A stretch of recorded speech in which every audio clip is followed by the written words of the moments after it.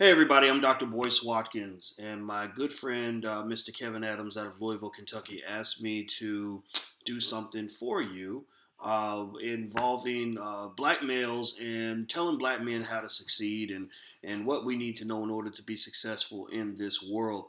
Now, first thing I want to tell you is that I figured that since I was going to share this with Kevin, I might as well tell everybody. So I'm actually going to broadcast this out to all of our subscribers on YouTube and other places. I think we're about 65,000 as far as subscribers, and I want to say thank you for being a part of our nation, a part of our movement, a part of the collection of runaway slaves. Now, when I say runaway slaves, what does that mean? I'm talking about black people who are just tired of the nonsense, who are just sick and tired of the way things have always been. We're tired of being last in the race. We're tired of waiting for a handout. We're tired of hoping that people treat us better.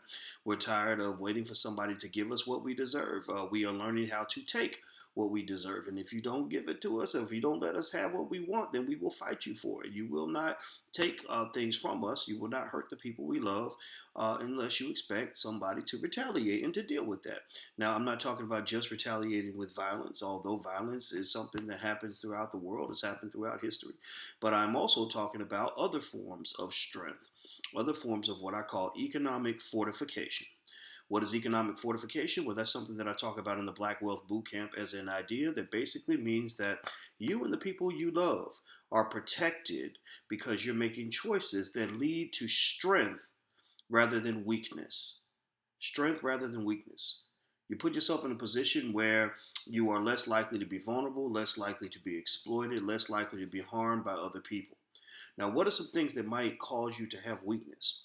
Well, if you don't have much education, then you're going to be vulnerable. You're going to get kicked around. You're going to be manipulated. You're going to get lied to. Somebody, if you have money and you are uneducated, then somebody will come along and take your money away from you and have you sitting there crying, looking like a little fool. Other forms of weakness might be getting it too heavily involved in drugs and alcohol. When you get mixed up in drugs and alcohol, you run into the club, making it rain, tossing it down, drinking up that Ciroc, all that other stuff. Well, you know what happens? Well, you get into bad situations, you get into fights. People beat you up, they rob you. You end up in jail. You don't even remember how you got there, and then you end up with more things going wrong in your life, more reasons to feel sorry for yourself, more reasons to feel like you can't compete in this world. Some other bad choices that a man can make that might ruin his life might be choosing to mess around with the wrong women. See, sometimes you think you're the man because you got all the girls chasing you and all that other stuff. But if you're not protecting yourself, then you can end up like a lot of brothers who get falsely accused of rape, or brothers who end up with kids that they don't want. Now, I'm talking about brothers who are also who have maybe STDs and just bad things that happen in their life because they were not responsible with the penis that God gave to them. If you're talking about trying to be put in a bad situation, there's no easier way to be in a bad situation than to have a whole bunch of child support courts coming after you at the same time. When you have a whole bunch of child support orders to pay, you can't move forward because basically everything in your economic life has been occupied. Big pieces of who you are have been taken away by other people. So you can't even move forward and have a family, have a normal, healthy life because you made decisions that did not lead to economic fortification. Instead, they led to economic vulnerability, which therefore leads to other forms of manipulation, exploitation, devastation, and any other Asian that makes you feel bad. So, let me jump into a few things that a black man can do to make himself empowered in this world and be successful and to be the king of the hill as opposed to being the court jester, to be on top as opposed to being on the bottom. As Malcolm X once said, there is no dignity in riding in the middle of the bus or the back of the bus or even in the front of somebody else's bus. There's dignity when you own your own bus. That is when you will have dignity. Black men must own our own bus. We must own our own destiny. We must stop feeling sorry for ourselves. We must stop waiting for white people to do things for us. We must stop waiting for other people to give us a permission slip and give us permission to have equality. No, equality is not something that somebody gives you. That's like going into a football game and thinking that you're going to get points because you asked the other team nicely to let you score a touchdown. They're not going to let you score a touchdown nicely. They're going to fight you every inch of the way. And that is the life of a black man in a nutshell. What are some things that a black man can do to be successful? Well, number one, always setting a goal is very, very important. A man who has a goal, has a purpose and a mission. You have a purpose in your life, and it certainly does not involve sitting around drinking, smoking, and chilling. That is not a purpose. That I don't know what that is. That's someone who's been psychologically and spiritually aborted. And an abortion is when someone or something has murdered your future, that has taken away your opportunity to become what you were meant to be. So a lot of our brothers have been aborted. A lot of our brothers have no purpose. Every man should have a purpose. Every man should always have a goal. Second of all, a goal without execution does not add up to anything. It's pretty much just a dream. It's a pipe dream. It's a hope and a wish. And you ain't going to get what you want by wishing for it. You get what you want by getting up every day and working hard to get what you want or to get what you're seeking to obtain. It doesn't mean you have to do it all in one day. It doesn't mean it's going to be easy. What I have always done, what I've done since I was 18 years old, is I have always tried to do a little bit in my life every day that's going to move me forward. Every day, no matter what, whether things are going good or going bad, whether I'm closer or farther away, I always do a little bit to move forward. And what you'll find is that if you do a little bit every day, that little bit adds up, and you'll be amazed at how much progress you can make in a very short period of time. The third thing every black man should want to do is you want to learn. Learn, learn, learn, learn, learn, learn, learn, learn, learn. Knowledge is power. Do not let go of that power. Knowledge and money, those are two types of power that exist in America. And unfortunately, you have forces out here who want to brainwash you into believing that you shouldn't want to have knowledge and that you shouldn't want to keep your money. That's why you watch all these videos and you got these rappers throwing their money away. They're teaching you how to do that. They're saying, give your money away to me. I'm the white man. I'm going to get richer. I'm going to make my money off of you, but I'm not going to give you nothing, but I want you to give me everything. When it comes to knowledge, they got brothers believing that they shouldn't sit down and want to read a book. That's about the dumbest thing you could ever do. Now, here's the funny thing about knowledge and about actually learning and being educated. There's a difference between going to school and actually being educated. A lot of people go to school but didn't get educated. George Bush went to Harvard. He didn't get educated. But also, there's a difference between education and true knowledge. You understand? Let me explain this. You see, the public school system was not designed to teach a black man what he needs to know to be an empowered black man in America. America has, based on its history, based on its actions toward you, has absolutely no incentive whatsoever to make sure that you are an empowered human being. It is against their interest to see black people rise up and be strong. That's why they've worked so very hard to keep us from uniting, to keep us from educating ourselves, to keep us addicted to drugs. All of these things. I sat down to dinner with Louis Farrakhan yesterday, and we were talking about this very same topic.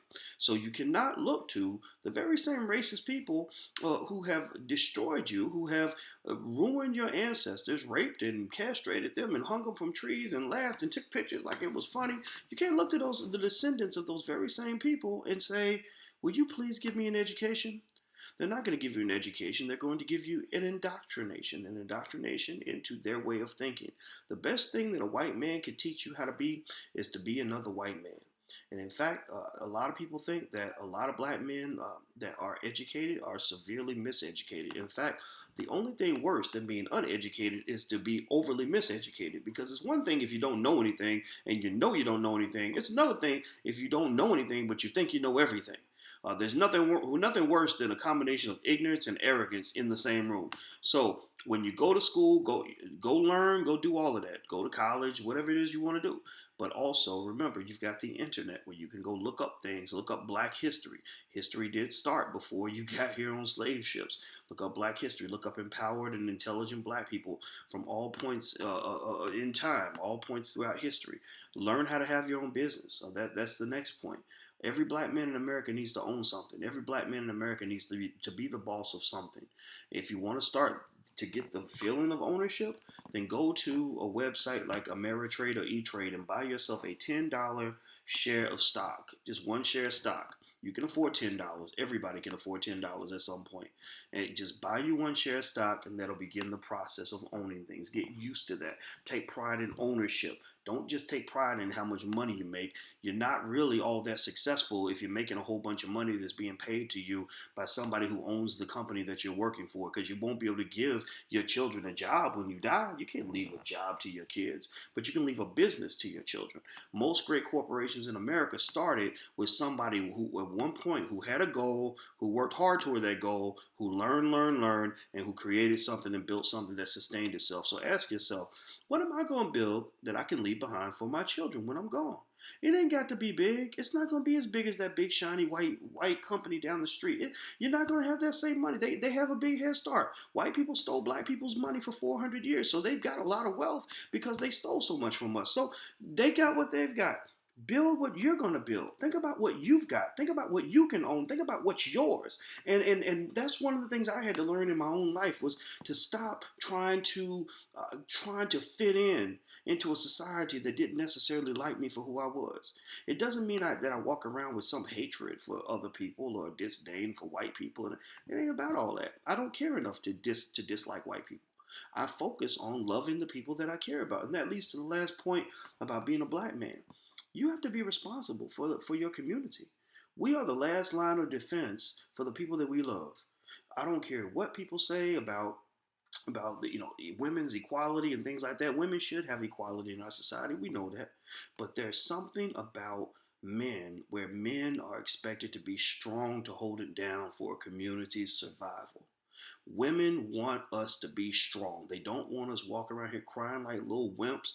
They don't want us all locked up. They don't want us all walking around broke. They don't want us all waiting for the white man to take care of us. They don't want us all walking around feeling sorry for ourselves. That is not attractive on any level. So it doesn't matter if you are a CEO or if you drive a milk truck. Be proud of who you are. Take responsibility for your family. Defend your community. Stand up for the people you love. Let your daughter know that her daddy has her back, and she will have pride in you. She will look up to you. Your son will look up to you. If your son sees that you are a boss of something, he's going to think you are the biggest, greatest king to ever walk the face of the earth. He will honor you 50 years after you are gone. So understand this, black man. Be a king. Never ever allow white supremacy or racism to convince you that you're meant to be a court jester or a buffoon. You are meant to be a leader, and you must commit yourself to being a leader every day of the week, even if you don't feel like it. You see, everybody has fear, everybody has doubts, everybody has weaknesses, everybody makes mistakes. And it's okay to make those mistakes. It's okay to feel that fear. It's okay to have that hesitation every now and then. I have it every day. But the thing about fear is that you can acknowledge the fear, but you do not let the fear control your actions or control the conversation that occurs in your head. When it's time for you to act, then you act just like a soldier on the battlefield. Because in case you have not been made aware of this, America declared war on black men hundreds of years ago. And we have been losing the war because many of us are afraid to get up and fight. So my simple message to you as a black man is fight every single day until the day you die, even if you're not winning the fight every single day. It's going to be hard. It's never going to be easy. It's always a little bit of a struggle. I acknowledge that. But we stick together and we have pride in ourselves, pride in our community. We protect the people we love. We will win. And that's the bottom line. All right, I'm Dr. Boyce Watkins from Your Black World. Take care. God bless. And I just want to say what's up to my homeboy, Kevin Adams. Talk to you guys soon. Peace.